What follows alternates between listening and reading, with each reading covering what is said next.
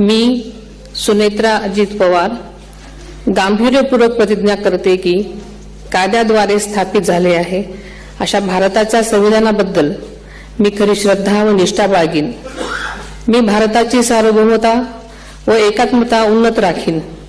मी महाराष्ट्र राज्याची उपमुख्यमंत्री म्हणून माझी कामे निष्ठापूर्वक व ससद्विवेक बुद्धीने पार पाडेन आणि संविधान व कायदा यानुसार सर्व तऱ्हेच्या लोकांना मी गांभीर्यपणे व निपक्षपातीपणे तसेच कोणाच्याही विषयी ममत्वभाव किंवा आकस न बाळगता न्याय वागणूक देईन।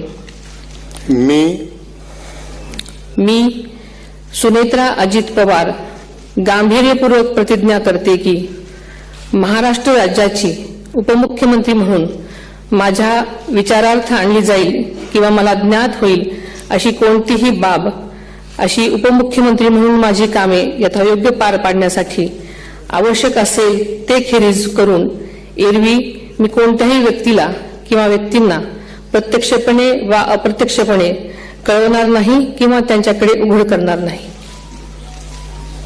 धन्यवाद।